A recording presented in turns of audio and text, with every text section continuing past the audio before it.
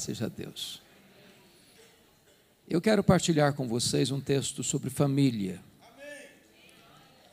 E o texto está no primeiro livro de Samuel, capítulo 30. Peço que você abra a Bíblia comigo. 1 Samuel, capítulo 30. E vamos ler a partir do verso 1. Lido o texto, por favor, mantenha sua Bíblia aberta nesta passagem. Está escrito o seguinte: sucedeu, pois, que chegando Davi e os seus homens, ao terceiro dia a Ziclag, já os amalequitas tinham dado com ímpeto contra o sul Ziclag, e a esta ferido e queimado. Tinham levado cativas as mulheres que lá se achavam, porém a ninguém mataram, nem pequenos, nem grandes. Então somente os levaram consigo e foram seu caminho. Davi e os seus homens vieram à cidade, e ele queimada, e suas mulheres, seus filhos e suas filhas eram levados cativos. Então Davi e o povo que se achava com ele ergueram a voz e choraram até não terem mais forças para chorar. Também as duas mulheres de Davi foram levadas cativas.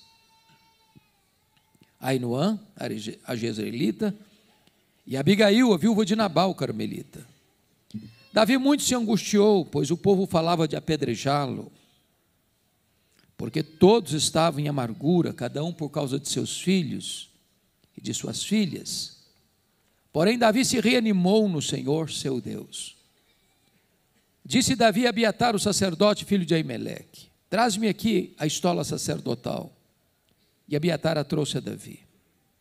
Então consultou Davi ao Senhor, dizendo: perseguirei eu o bando? Alcançá-lo-ei? Respondeu-lhe o Senhor: persegue-o, porque de fato o alcançarás e tudo libertarás. Partiu, pois, Davi, ele e os 600 homens que com ele se achavam, e chegaram ao ribeiro de Besor, onde os retardatários ficaram. Porém Davi e 400 homens continuaram a perseguição, pois que 200 ficaram atrás, por não poderem, de cansados que estavam, passar o ribeiro de Besor. Verso 18. Assim Davi salvou tudo quanto haviam tomado os amalequitas. Também salvou as suas duas mulheres. Não lhes faltou coisa alguma, nem pequena, nem grande, nem os filhos, nem as filhas, nem o despojo. Nada do que lhes haviam tomado, tudo Davi tornou a trazer. Também tomou Davi todas as ovelhas e o gado, e o levaram diante de Davi, diziam: este é o despojo de Davi. Amém? Eu quero pensar com vocês sobre o tema tomando de volta o que o inimigo levou. Esse texto retrata uma grande crise familiar. O sogro quer matar o genro. O sogro é o rei Saul. O genro é Davi, o sucessor do trono. Nos últimos 10 anos do governo de Saul, que durou 40 anos, o seu maior projeto de poder e de governo era matar o genro. E Davi não tinha mais para onde fugir. Cidades, desertos, cavernas. Então, diz a Bíblia que Davi toma uma medida extrema e perigosa. Ele busca asilo político no território filisteu, os arqui-inimigos de Israel. Passando a ideia para o rei filisteu, o rei Aquis, de que ele tinha debandado e desertado das fileiras de Israel e passado para o lado dos filisteus. Diz a Bíblia que o rei filisteu lhe designa a cidade de Ziclag, uma espécie de cidade refúgio para ele, e os 600 homens que o acompanhavam com suas respectivas famílias. Porém, Davi agora está encrencado, muito encrencado, porque estava fazendo um jogo duplo, dizendo para o rei filisteu que estava lutando as guerras filisteias, quando na verdade ele estava combatendo os inimigos de Israel. E agora o rei filisteu declara guerra contra Israel e convoca Davi e os seus homens para engrossarem as fileiras do exército filisteu. E Davi não vê saída. Quando de repente, por providência divina, os príncipes filisteus disseram para o rei: esse cara não pode ir com a gente. Ele é guerreiro e ele é israelita. Se no meio da batalha ele se voltar contra nós, nós vamos sofrer uma derrota amarga. Então dispensa esse cara. E aí o rei, Aquis, a contragosto, dispensou Davi. Quando ele está retornando para a cidade de Ziclag, ele constata uma tragédia. Os terroristas do deserto, os amalequitas, atacaram a cidade de Ziclag. Queimaram a cidade de Ziclag. Feriram a cidade de Ziclag. Saquearam a cidade de Ziclag. Levaram não apenas rebanhos, mas sobretudo os filhos e as filhas e as mulheres cativos. Quando Davi e seus homens olham essa cena de desastre, eles choram até não terem mais forças para chorar. Os aliados de Davi querem apedrejá-lo. Porém, diz a Bíblia, que Davi se reanimou no Senhor seu Deus e clamou a Deus em oração, fazendo uma das orações mais curtas da Bíblia, apenas 2 perguntas: perseguirei eu o bando? Alcançá-lo-ei? E Deus respondeu: persegue, Davi, o inimigo, persegue, porque tudo que o inimigo tomou de você, você vai trazer de volta. Diz a Bíblia que Davi foi, que Davi lutou, que Davi venceu, que Davi tomou tudo de volta, as coisas grandes, as coisas pequenas, os filhos, as filhas, as mulheres, os rebanhos, nada ficou nas mãos do inimigo, tudo Davi tornou a trazer. Esta narrativa bíblica, meus irmãos, ensina-nos esta grande batalha que a família enfrenta. Porque nós estamos numa guerra, uma grande batalha. E o alvo principal desta guerra é a nossa casa, é a nossa família. E esse texto é emblemático porque ele traz para nós a natureza desse combate, dessa guerra, e nos dá também estratégias para vencer essa guerra. Então eu gostaria que primeiramente nós olhássemos como é que é esse ataque do inimigo sobre a família. Então, com a Bíblia aberta comigo, vejamos, versículo 1, está escrito aí que os amalequitas deram com ímpeto contra o sul e Ziclag. Essa palavra ímpeto traz a ideia de um ataque frontal, avassalador, impetuoso, devastador. O inimigo não vem para brincar, ele é assassino, ele é ladrão, ele é maligno, ele é tentador, ele é destruidor, ele é a antiga serpente, ele é o dragão, ele é o leão que ruge. Ele veio para roubar, matar e destruir. E ele tem, meus irmãos, notoriamente destruído vidas, casamentos, famílias, relacionamentos, destruído vidas, jogado num fosso e num poço escuro.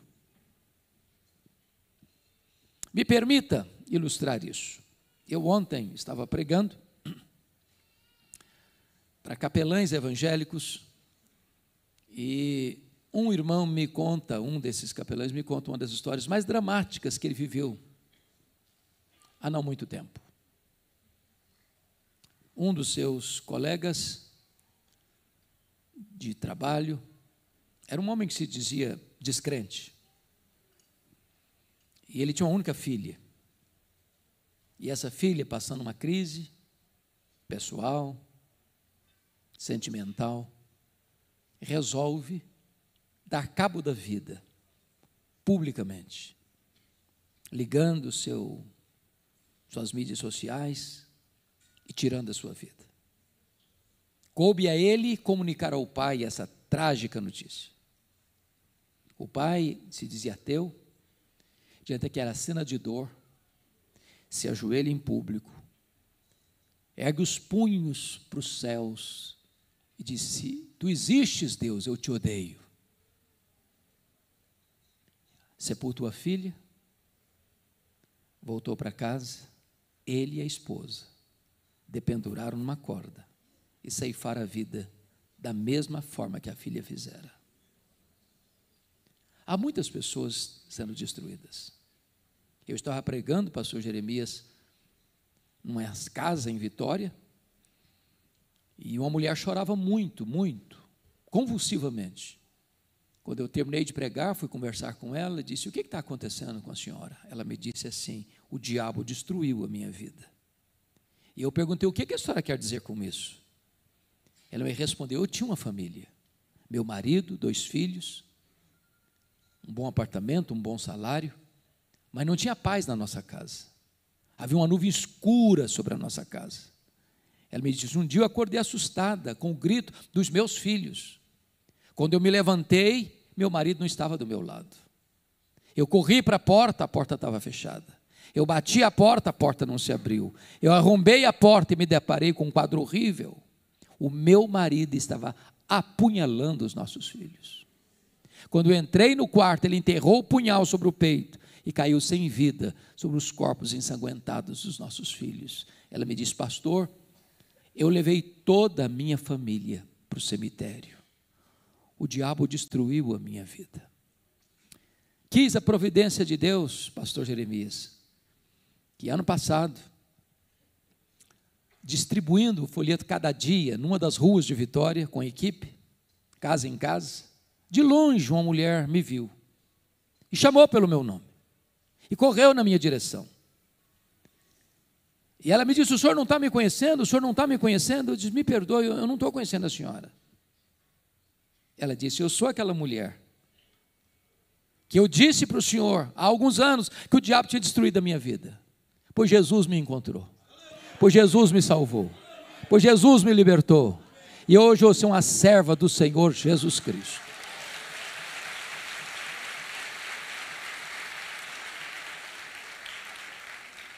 Só Deus pode reverter um diagnóstico tão sombrio, de dor e de lágrimas. Agora vejam vocês, do verso 1 ainda, que está escrito aí, que os amalequitas feriram e queimaram a cidade. Você queima estruturas físicas, trazendo o inimigo prejuízos financeiros. Mas você queima estruturas, mas você fere pessoas. Há muitas pessoas feridas hoje. Feridas na honra, feridas na alma, feridas nas emoções, feridas no corpo. Gente que sofreu um abuso dos pais, ou de um parente, ou de um vizinho, que nunca superaram essa dor. Gente que carrega na alma uma ferida que sangra, uma dor que lateja, que pulsa. Gente que ri, que brinca, mas que quando põe a cabeça no travesseiro, tem uma perturbação, uma angústia que não foi curada ainda. Eu estava pregando em São Paulo, e uma mulher de 60 anos se aproxima de mim, com a mão, com uma grande cicatriz na palma da mão, e ela disse assim: pastor, o senhor quer saber minha história? Eu falei: como assim? Eu fui esfaqueada pela minha mãe, quando eu tinha 10 anos de idade. Ela me disse: eu odiei a minha mãe 50 anos. Eu enterrei a minha mãe, eu não perdoei a minha mãe. Estava ferida, ferida na alma. Pregava aqui em Patrocínio, num congresso de médicos, e uma enfermeira muito sorridente nos acolhia, nos recebia, e depois da minha primeira palestra, ela me procurou e disse assim: o senhor está vendo esse sorriso bonito que eu tenho? Eu disse: é claro, é impossível não ver. Ela me disse: pois esse sorriso é uma mentira. Por trás desse sorriso, eu carrego uma alma doente, machucada, enferma. Tantas pessoas feridas. Talvez, pastor Jeremias, um dos dramas maiores que eu já tive no meu ministério foi um pedido de um irmão querido, um líder da igreja. Diz: pastor, o senhor não conhece a minha mãe. A minha mãe tem 80 anos. Eu sou o filho mais velho. Eu nunca vi a minha mãe sorrir. Nunca. Já levamos em todo tipo de médico, de psicólogo, que o senhor possa imaginar. Já foi todo tipo de exame que o senhor possa imaginar. Ninguém diagnosticou a tristeza crônica da minha mãe. O senhor podia orar por ela. Eu falei: eu vou. Quando eu chego, Israel, naquela casa, eu encontro uma mulher com um olhar distante, com um semblante abatido. Começa a conversar, coração dela fechado. Quando de repente o Espírito de Deus, na sua bondade, tocou o coração dela e ela disse assim: eu quero ficar sozinha com o pastor. Quando eu fiquei sozinho com ela, ela me olhou nos olhos e me disse assim: pastor, eu sofro há 60 anos. Eu perguntei: o que houve? Ela me disse: eu traí meu noivo. Ele nunca ficou sabendo. Fui casada com ele muitos anos. Já sou viúva há vários anos. Mas aquele pecado está tão vivo na minha memória como se eu tivesse cometido hoje de manhã. Eu sofro há 60 anos. Eu vivo numa masmorra emocional. Eu sou açoitada todo dia pelo chicote da culpa. E eu confesso para vocês que eu chorei com aquela mulher. Falei para ela da graça de Deus. Falei para ela do sangue do Cordeiro. Falei para ela do amor de Deus e do perdão que estava à disposição dela. E naquele dia aquela mulher se rendeu a Jesus. Eu tive o privilégio de batizá-la, de discipulá-la, de acompanhá-la cerca de 10 anos, uma vida feliz. Mas estava ferida pelo inimigo há 60 anos. Eu quero dizer para você que Jesus está aqui hoje. O médico dos médicos, o psicólogo dos psicólogos, o terapeuta da alma. E hoje Ele está aqui para curar a sua vida, para curar o seu coração, para curar as suas memórias, para libertar você deste ataque do inimigo. Mas notem comigo no verso 2 e 3, que quando o inimigo vem para atacar a família, ou vem para atacar, o alvo principal dele é a família. Por quê? Porque quando você desintegra a família, ou machuca a família, ou fere a família, você enfraquece a igreja. Não tem igrejas fortes com famílias fracas. Qualquer projeto, seja de governo ou de quaisquer outras instituições, que tem como base destruir os fundamentos da família, minar a família, solapar os alicerces da família, é um projeto suicida. Porque se você destrói a família, você destrói a sociedade. Não tem nação forte com famílias destruídas. E o alvo principal do inimigo é atacar a família. Vejam vocês que os amalequitas queimaram a cidade, mas levaram cativos os filhos, as filhas, as mulheres.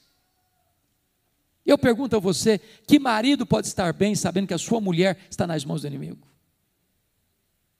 Que pai, que mãe pode estar bem sabendo que os seus filhos estão nas mãos do inimigo? Quantas pessoas hoje prisioneiras das drogas, do álcool, da pornografia, da avareza, da ganância, das ideologias perniciosas, precisando de libertação.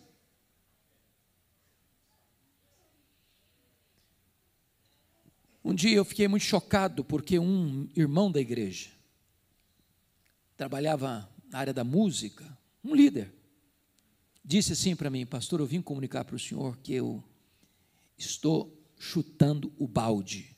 Eu falei: o que você quer dizer com isso? Ele disse assim: eu estou indo embora de casa, estou deixando a igreja, estou deixando meu ministério, estou deixando a minha liderança, estou deixando a minha mulher, estou deixando as minhas 2 filhas, conheci uma outra mulher e quero viver essa aventura. Tudo que eu falei para aquele homem caiu em ouvidos surdos. Não adiantou nada. Ele saiu de casa, e essa mulher com quem ele se envolveu era fortemente ligada ao ocultismo, à feitiçaria. E eu às vezes fui visitá-lo e via despachos na sala dele aos demônios. Chegou a ponto de ir para cemitério à meia-noite fazer despachos. E eu falava e falava e falava e nada resolvia. Então um dia eu contei para ele uma história que nós aprendemos na África do Sul, tribo dos Zulus. A prática dos Zulus é esta: se um rapaz começa a namorar com uma moça, ele dá um lenço branco para ela. Enquanto o namoro durar, ela fica com o lenço branco. Se o namoro terminar, ela devolve o lenço branco para o rapaz, necessariamente. Se ela não devolver, ela está dizendo: eu quero ser sua, você faça o que você quiser comigo, eu vou pertencer a você. Então soubemos lá, o pastor Jeremias estava conosco lá, de uma história de uma menina que foi abusada pelo ex-namorado. A família levou o caso às autoridades, e a primeira pergunta que fizeram para a moça foi essa: você devolveu o lenço branco para ele? Não, não devolvi. Então não podemos fazer nada, essa é a nossa cultura. Então eu disse para aquele rapaz: você precisa devolver o lenço branco. Passaram-se 3 semanas, pastor, o telefone do meu gabinete tocou, era ele. Ele disse: pastor, vem aqui em casa agora, porque eu vou devolver o lenço branco, eu preciso devolver o lenço branco. E eu corri para lá. Eu nunca vi uma cena tão estranha. Eu me assentei na frente dele, esse homem começa a tremer da cabeça aos pés, e começa a suar, a ponto da sua roupa ficar completamente empapuçada. Sabendo da batalha espiritual que ele estava travando, eu perguntei: você está pronto a devolver o lenço branco? Ele me disse: pastor, eu preciso. Falei: então você vai pegar uma caixa, uma grande caixa, e vai botar tudo que você tiver de feitiçaria nessa casa aqui dentro. E ele começou a trazer velas, correntes, patuás, aventais, roupas. Encheu a caixa. Eu disse: agora nós vamos lá para o quintal, você vai me dar 1 litro de álcool. E eu joguei 1 litro de álcool naquelas coisas, naqueles objetos.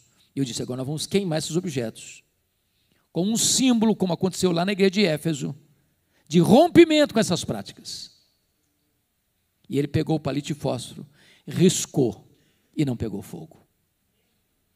Ele pegou o segundo palito de fósforo, riscou, e não pegou fogo. E este homem deu uma gargalhada cavernosa e disse: não vai pegar fogo. E eu disse: vai pegar fogo em nome de Jesus, porque agora quem vai riscar o palito de fósforo sou eu.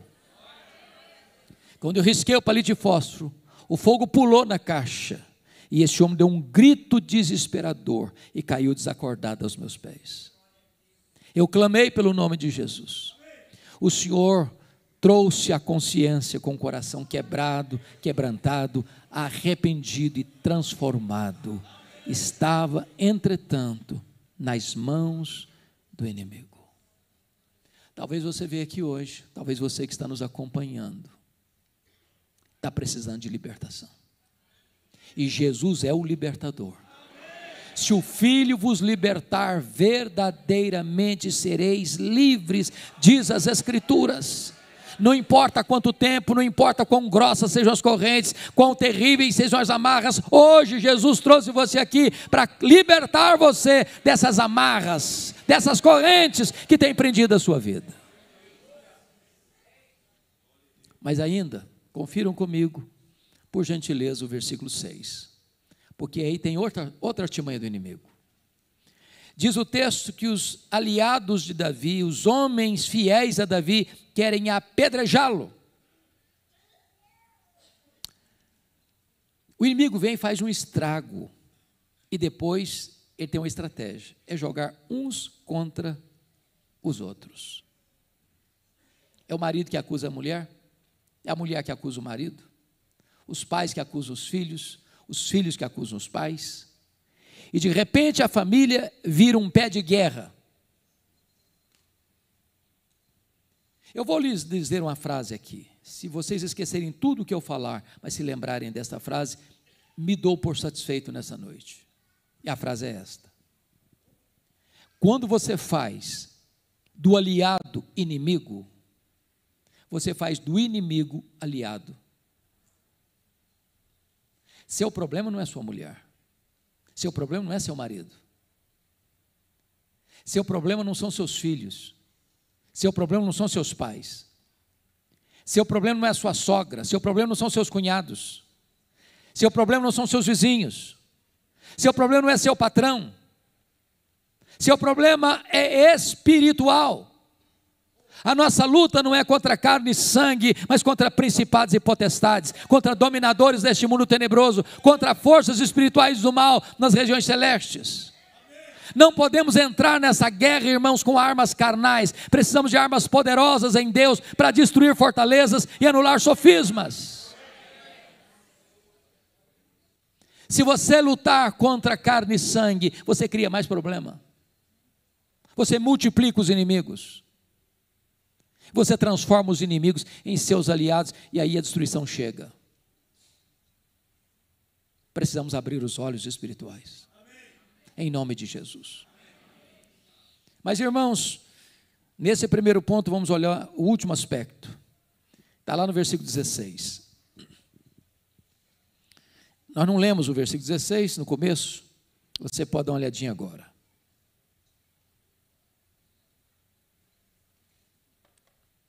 Está escrito aí que depois desta humilhante, acachapante derrota que os amalequitas impuseram contra Ziclag, eles estão celebrando, eles estão festejando. Preste atenção nisso. Quando o inimigo consegue atingir você, atingir seu casamento, atingir seus filhos, atingir seu cônjuge, ele celebra isso. A grande pergunta é onde a nossa vida está produzindo festa, se no acampamento de Deus ou no arraial do inimigo. Eu queria ilustrar isso, uma história de um dos homens mais emblemáticos da Bíblia, Sansão, juiz de Israel. Sansão foi um fenômeno, foi um gigante. O nascimento dele foi um milagre.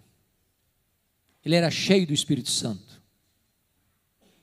Ele era um nazireu consagrado a Deus. E o nazireu tinha 3 coisas que ele não podia transigir, como símbolo da sua consagração a Deus. Ele não podia tocar em cadáver.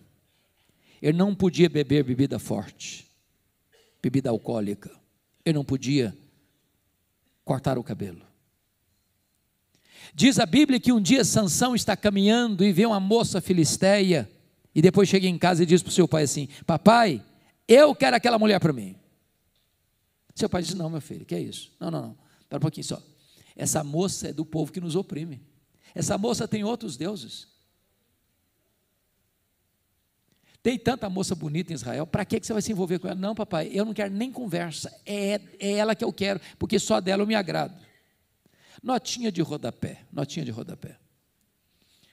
Eu sou pastor há 41 anos. Eu nunca vi um rapaz, uma moça, que tendo desobedecido pai e mãe na área do namoro, fizesse um casamento feliz. Nunca vi. Eu não estou perguntando se o seu pai é quadrado ou redondo, se a sua mãe é quadrada ou redonda. Escute seus pais na área do namoro. Escute. Diz a Bíblia que o Sansão, indo para a casa dessa moça, um leão saiu em cima dele, um leão novo. E diz o texto que ele rasgou o leão como se rasga um cabrito, jogou do lado da história, do lado de fora, do lado do caminho.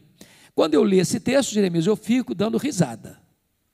Dou mesmo, sabe por quê? Eu não rasgo nenhum coelho. Quanto mais um cabrito ou um leão. No dia do casamento, com gravatinha borboleta, lá vai o Sansão com a família para a casa da moça. Lembrou da cena, passou por lá. Na caveira do leão morto tinha um enxame de abelhas. E ele enfiou a mão lá dentro do cadáver do leão e pegou um favo de mel e começou a degustá-lo e ainda deu para o pai e para a mãe. Quebrou o primeiro voto ali. procurou doçura no que estava podre, procurou prazer no que era proibido. Ali quebrou o primeiro voto. Cuidado para você não buscar prazer naquilo que é proibido, buscar prazer naquilo que é pecado, buscar prazer naquilo que Deus condena. Aí diz o texto que ele vai para a festa, e dá uma festa de arromba, certamente regada a vinho, a álcool, porque não quis ser diferente dos moços da sua época. Aqui quebra o segundo voto. Agora, nota de rodapé de novo. Meus irmãos, eu não sei como é que é o negócio aqui em Belo Horizonte, mas nas minhas andanças pelo Brasil, eu tenho escutado muitos pastores desesperados, frustrados, tristes. Sabem por quê? Com exceções honrosas, é claro, mas muitos casamentos de crentes hoje têm se transformado numa vergonha. Vergonha. Você sai da igreja, uma linda cerimônia, um sermão maravilhoso, música maravilhosa, e vai para um rico cerimonial, e lá o pau quebra. O pau quebra. A música que rola lá não tem nada a ver com Deus mais não. A altura da música é insuportável, é de arrebentar os tímpanos, ninguém consegue conversar. Bebida alcoólica se serve todas. Lá pelas tantas as luzes se acendem como uma boate, e o povo de Deus bêbado cai na pista de dança, e volta para casa com as pernas trôpegas. Sabe o que é triste, irmãos? É que Sansão não teve peito para dizer o seguinte: eu sou nazireu e a minha festa é diferente. Eu sou diferente. E tem umas conversas por aí que, não, pastor, mas eu convidei uma pessoa muito importante, os meus convidados são muito ilustres, se eu não servir bebida alcoólica, vai ficar muito sem graça. Irmãos, eu já fui em festas de arromba, sem uma gota de álcool. Eu já fui em festa de você ficar constrangido de tanta beleza, de tanta pompa, sem necessidade de ser regado a álcool. O dono da festa é você. Nós não precisamos imitar o mundo, irmãos, para sermos relevantes, para fazermos coisas de bom gosto. Diz a Bíblia que o Sansão propõe uns enigmas esquisitos para a moça, e na verdade ele teve que sair da festa de casamento para matar 30 filisteus, não tem graça nisso, e quando ele volta da matança, o sogrão dele tinha dado a mulher dele para outro homem. Ele ficou irritado, queimou a campina dos filisteus, os seus irmãos o prenderam, e quando foram entregá-lo para os filisteus, ele rompeu as cordas e matou 1000 filisteus com a queixada de jumento, e diz a Bíblia que agora ele desce para Gaza, ele, um homem de Deus, se deita com a prostituta. Ele sai de Gaza com os pecados, com os portões da cidade nas costas, e com o pecado da cidade no coração, e dali ele deita no colo de uma outra mulher filisteia, e começa a brincar de novo, até que descobre o segredo da força, que não estava no cabelo, a força estava em Deus. O cabelo era apenas um símbolo. O Espírito de Deus se retirou dele, se tornou fraco. Sansão, luz, ficou cego. Sansão, libertador, ficou cativo. Ele que devia trazer glória ao nome de Deus, foi levado a um templo pagão, onde fizeram chacota dele, zombaram a Deus, porque um servo de Deus não levou Deus a sério, produziu festa no acampamento do inimigo e não no arraial de Deus. Isso é um alerta solene para você e para mim. Bom, eu sei que a toada está ruim, e se eu terminasse aqui, a gente ficaria desesperado. A pergunta agora é: o que é que eu vou fazer quando eu percebo que o inimigo está atingindo a minha vida ou a minha casa? Vamos aprender com Davi. Primeira coisa que Davi fez, irmãos, está no versículo 4, olha comigo. Davi chorou até não ter mais forças para chorar. Às vezes, irmãos, nós estamos lutando pela nossa casa com o coração seco demais e os olhos enxutos demais. A nossa geração está chorando muito mais diante dos melodramas de Netflix do que dos dramas da vida.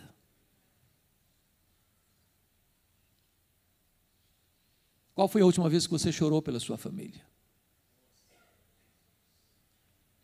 Nenhum de nós tem uma família perfeita. Nenhum de nós tem uma família ideal. Todos nós temos pés de barro e telhado de vidro.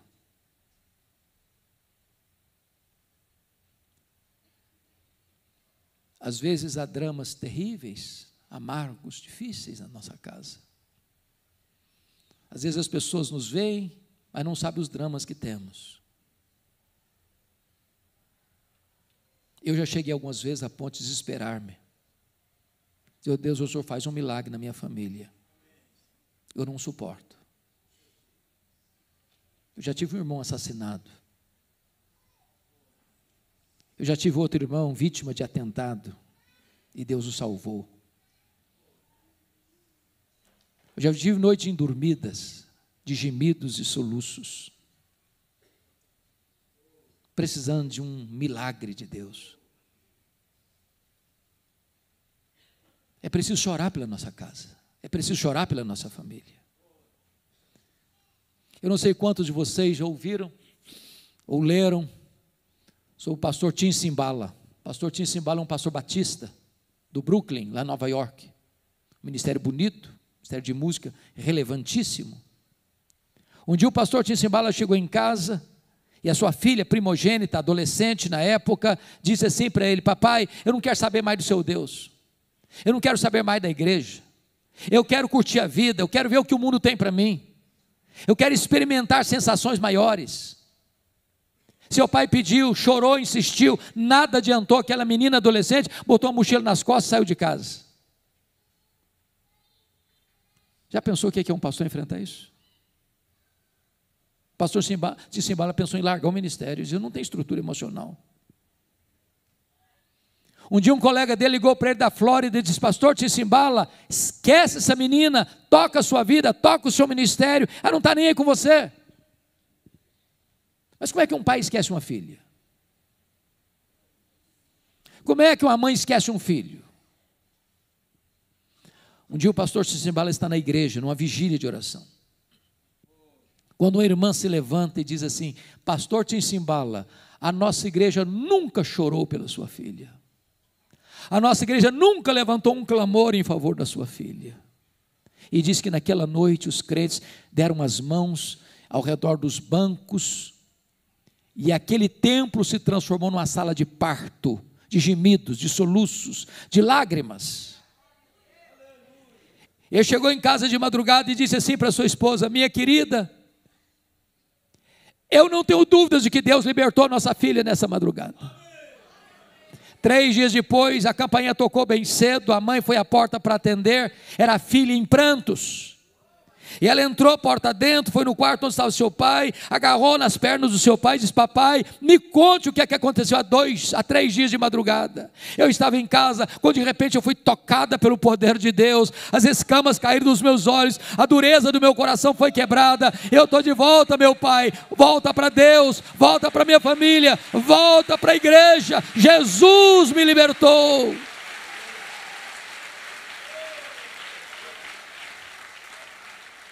Meu amado irmão, minha irmã, nós não geramos filhos para a morte, nós não geramos filhos para o cativeiro, nós não geramos filhos para habitar o inferno, nós geramos filhos para a glória de Deus. Não abra mão dos seus filhos, lute pelos seus filhos, chore pelos seus filhos, jejue pelos seus filhos, mas nunca desista de seus filhos, em nome de Jesus. Segundo lugar, veja comigo o versículo 6. Está escrito aí que diante do cenário cinzento de Davi ser apedrejado pelos seus aliados, está escrito: porém, Davi se reanimou no Senhor seu Deus. Louvado seja o Senhor. Agora notem que ele não se reanima porque ele é forte. Ele não se reanima porque tem muita gente do seu lado. Ele não se reanima porque o inimigo é fraco. Ele não se reanima porque tem uma estratégia. Ele se reanima no Senhor seu Deus. Sabe o que significa isso? A causa pode humanamente estar perdida, mas se você se reanimar no Senhor seu Deus, tem esperança. Você pode ter um diagnóstico médico de fim de linha, mas se Jesus interferir e você se reanimar no Senhor seu Deus, Ele pode reverter esse diagnóstico. O seu casamento pode estar acabado, se você se reanimar no Senhor seu Deus, esse revés pode ser revertido em nome de Jesus. Não há causa perdida para ele, não há casamento irrecuperável para ele, não há doença incurável para ele não tem problema sem solução. Ele é o Deus Todo-Poderoso.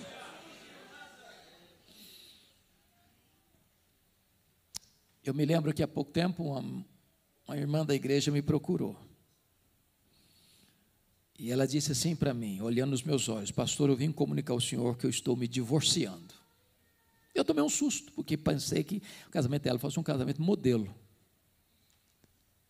E eu, recuperado do susto, perguntei: você está se divorciando? Ele dizia: eu estou me divorciando, sim senhor. E eu perguntei: por quê? Ela me fuzilou com o olhar e respondeu: secou. Como diz o pastor Jeremias, está claro ou precisa botar a legenda? Secou? Uai, filha, se secou, tem esperança para você. Você não leu na Bíblia lá que Deus fez florescer a vara seca de Arão? Ele pode fazer florescer o que está seco no seu coração. A mulher me olhou meio assustada e falou: o senhor está ficando maluco? Eu estou falando para o senhor que morreu, entendeu agora? Falei: se morreu, tem esperança. Você não leu na Bíblia lá que Jesus ressuscita os mortos? Ele faz ressuscitar o que está morto no seu coração. Ela disse: o pastor, o senhor pirou mesmo. Agora o senhor pirou. Eu estou falando para o senhor que acabou, entendeu? Acabou, não tem mais nada. Falei: acabou, não tem mais nada. Então tem esperança. Você não leu na Bíblia lá que Deus chama a existência as coisas que não existem? Pois Deus pode trazer de volta o que não tem mais aí no seu coração. Você não vai divorciar, não. Você vai orar comigo um mês. Depois você volta aqui para a gente conversar. Depois de um mês já voltou. A pessoa diz assim: pastor, acabou a vontade de divorciar. Jesus está restaurando o meu casamento. Com Deus tem esperança. Reanime-se no Senhor seu Deus. Terceiro lugar. Veja comigo os versos 7 e 8. Davi se reanimou no Senhor seu Deus, não com bravatas, não com estratégias carnais. Ele se reanimou no Senhor seu Deus e pôs-se a orar. E para mim, uma das orações mais curtas da Bíblia, quase que diríamos que é uma oração medíocre. Diríamos assim: ele vai orar e diz: ó Deus, perseguirei eu o bando, alcançá-lo-ei, em nome de Jesus, amém.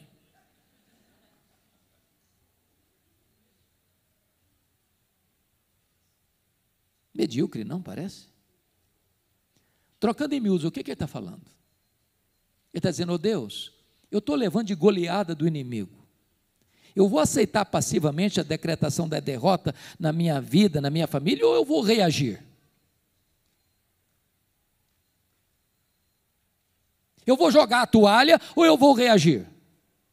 Eu vou entregar os pontos ou eu vou reagir? Eu vou dar de mão beijada a minha família nas mãos do inimigo ou eu vou reagir? E Deus respondeu para ele: persegue o inimigo, Davi, porque tudo que ele tomou de você, você vai trazer de volta. Irmãos, alguns nós na nossa vida e na nossa casa que não são desatados com estratégias humanas, com brigas, com disputas judiciais.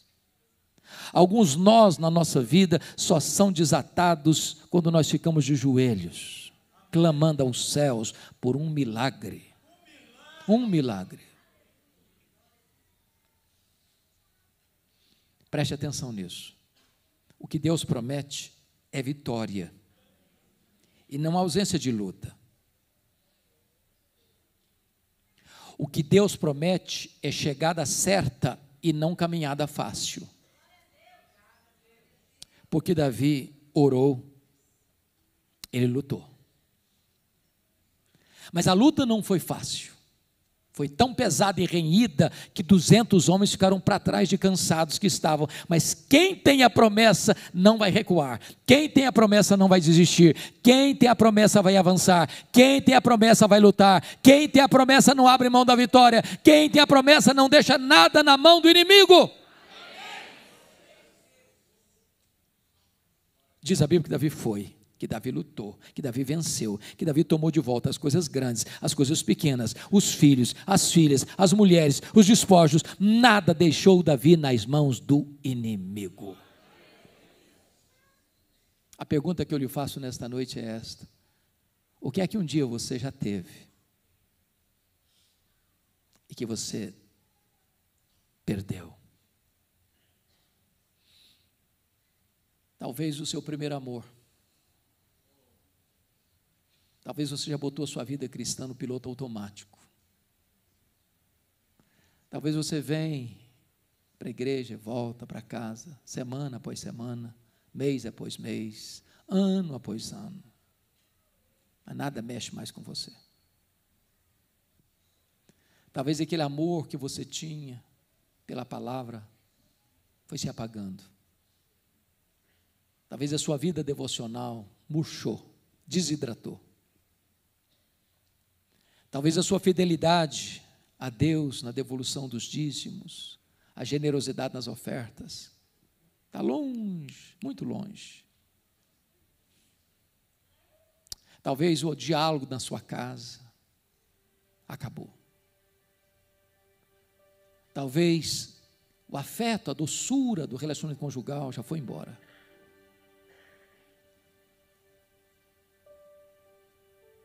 E hoje o Senhor está aqui, dizendo para o seu coração: não deixe nada na mão do inimigo. Tome de volta o que o inimigo levou. O seu Deus é o Deus da restituição.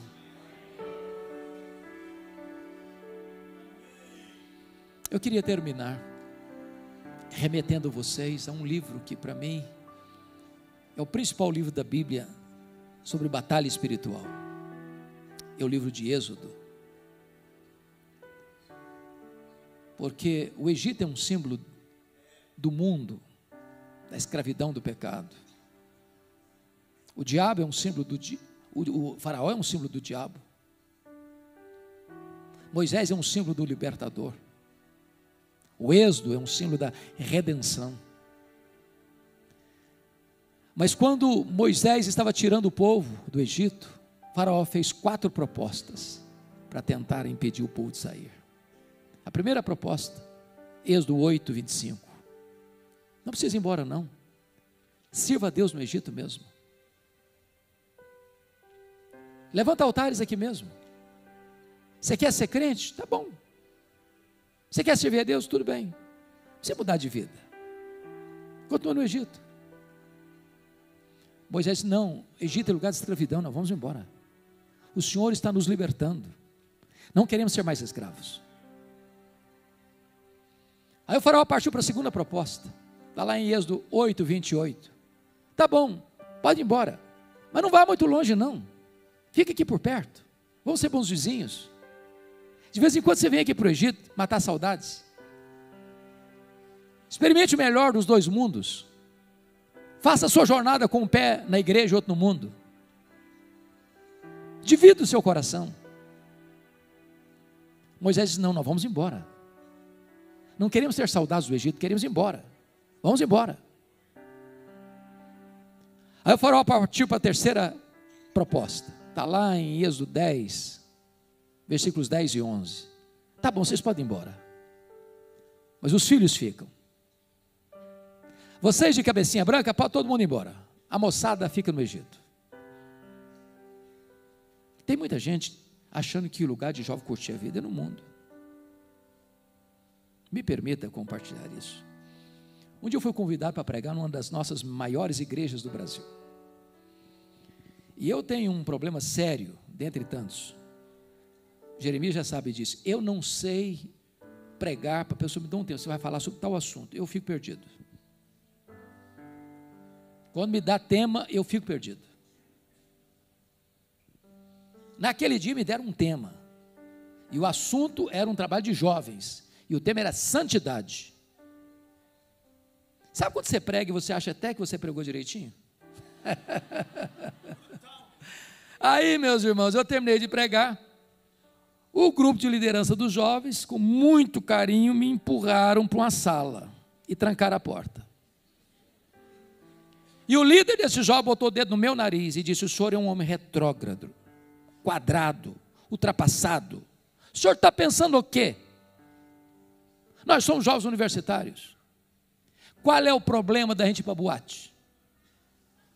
Qual é o problema de a gente tomar uma cervejinha? Qual é o problema de a gente curtir a vida? Nós somos crentes. Domingo nós estamos na igreja. Eu quase apanhei. Eu disse: meus irmãos, vocês é que me convidaram, eu já estou indo embora também. Mas antes de ir embora, eu tenho que dizer duas coisas para vocês. Primeira coisa, 1 Coríntios 10, 31. Portanto, quer comais, quer bebais, quer façais qualquer outra coisa, fazei tudo para a glória de Deus. Eu disse para eles assim: olha, vocês querem ir para a boate? Querem encher a cara? Pode ir, pode ir. Agora, tem que ser para a glória de Deus. Se conseguirem, vão em frente. Duvido que consigam. Segunda coisa, Colossenses 3,17. E tudo o que fizerdes, seja em palavra, seja em ação, fazei em nome do Senhor Jesus, dando por isso graças a Deus Pai. Se vocês conseguirem ir para a boate, para encher a cara, tem que ir em nome do Senhor Jesus, dando graças a Deus Pai. Se conseguirem, vão em frente. E até logo, fui embora. O grande problema de pastor, irmãos, é que pastor costuma ter amnésia. Uns 10 anos depois eu recebi um convite e nem percebi que era para a mesma igreja. Quando eu chego, eu tomo um susto. Para piorar a situação, a primeira pessoa que me aborda, uma senhora, e ela me fez a pior pergunta que se faz a um pastor. Ela disse assim: pastor, o senhor está lembrado de mim? Nunca faça essa pergunta a um pastor, você vai constrangê-lo.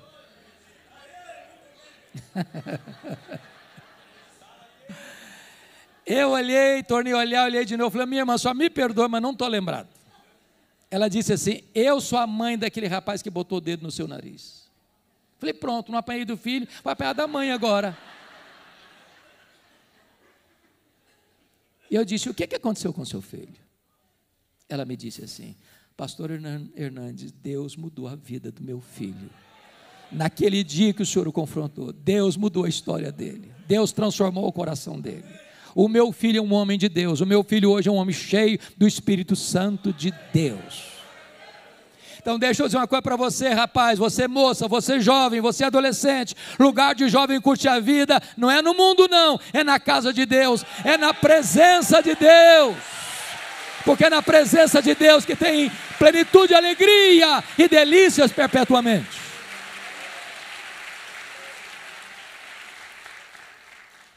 Mas aí o faraó partiu para a última alternativa. Êxodo 10, versículos 24 a 26. O faraó disse assim: tá bom, pode todo mundo ir embora. Os rebanhos de vocês ficam. Vocês servem a Deus, o dinheiro de vocês serve ao Egito.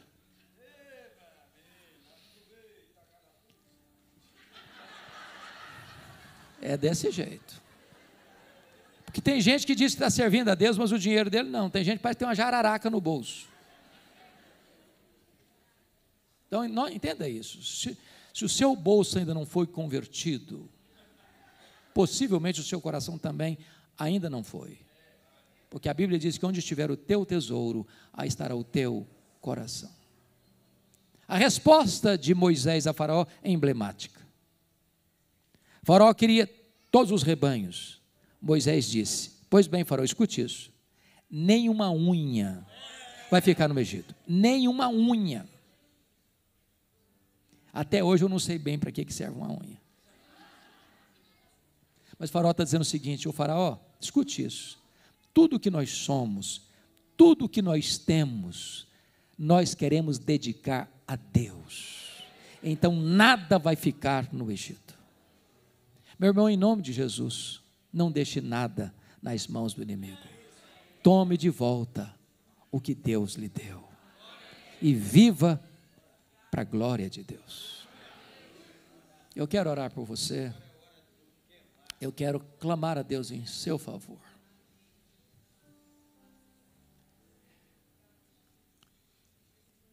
O livro O Monge, o Executivo, tem uma frase que vale o livro para mim. Esse livro diz assim: você não é o que você fala, você não é o que você sente, você não é o que você promete, você é o que você faz.